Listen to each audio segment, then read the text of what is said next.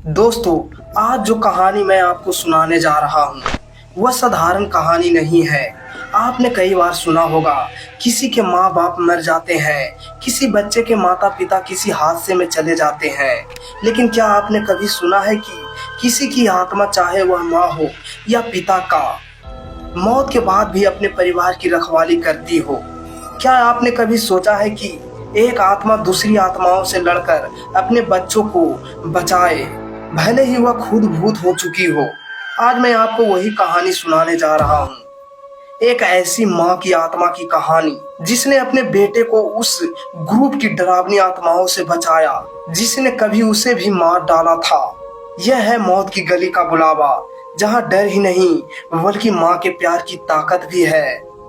तो चलिए आप लोगों को बिना टाइम गवाए हुए सुनाते हैं। उत्तर भारत का वीरान गांव तिलपुर गांव के बीच से तंग अंधेरी गली गुजरती थी। लोग उसे मौत की गली कहते थे, क्योंकि दशकों पहले वही सैकड़ों औरतें और बच्चे एक जालिम के अत्याचार का शिकार बने थे। आज भी रात में उस गली से बच्चों के खेलने, हंसने, फिर अचानक चीखने की आवाज आती थी। गली के आखिरी छोर पर एक टूटा हुआ घर था, जिसमें रघुनाथ नाम का एक मजदूर अपने दो बच्चों के साथ रहता था, बड़ा बेटा अंकित और छोटी बहन रिया। उनकी माँ सविता उसी गली के शराब की शिकार हो चुकी थी। एक रात जब वह बच्चों को लेने बाहर निकली थी, उसी भूतिया ग्रुप ने उसे खींचकर गली में मार दिया था। तब से वह घर और भी डरावना हो गया था।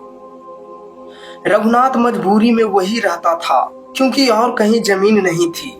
हर शाम वह दरवाजे पर ताला डाल देता, बच्चों को कंबल में छुपा देता। अमावस्या की रात थी, हवा में अजीब ठंडक थी। रात के 12 बजे अचानक अंकित की आंख खुली। उसे ऐसा लगा जैसे कोई मीठी आवाज में उसे बाहर बुला रही हो, आओ खेलो हमारे साथ। उसकी आंखें धुंधली हो गई। वह धीरे धीरे बिस्तर से उठा, बहन को छोड़कर दरवाजे खोलने लगा। ताला अपने आप खुल गया। वह बाहर निकल गया। रिया चौंक गई और चिल्लाई, भैया कहाँ जा रहे हो? पर अंकित सुन ही नहीं पा रहा था। गली के बीचों बीच धुंध फैली थी। सैकड़ों बच्चों की आत्माएं वहां खेलती दिखी, कोई कंचे, कोई लुका छुपी। उसके चेहरे आधे सड़े, आंखें काली गहरी गुफाओं जैसी। साथ में औरतों की आत्माएं भी खड़ी थी, जिसके बाल हवा में सांपों की तरह लहरा रहे थे। उनके बीच एक घेरा बना था, चक्र जैसा। वही अंकित को खड़ा कर दिया गया। एक कर्कश आवाज गूंजी, तेरी माँ तो हमारी हो गई, अब तू हमारा खेल होगा। बच्चों की आत्माएं चक्कर की तरह उसके चारों ओर घूमने लगी। उनकी उंगलियां नुकीली हो गई। वे धीरे धीरे अंकित की ओर बढ़ने लगे, मानो उसे टुकड़े टुकड़े करने ही वाले हो। अचानक गली के ऊपर एक लाल रोशनी छा गई। उस रोशनी से सविता की आत्मा प्रकट हुई, वही माँ जो यहाँ मारी गई थी। उसके चेहरे पर आंसू थे, पर आंखों में क्रोध की आग।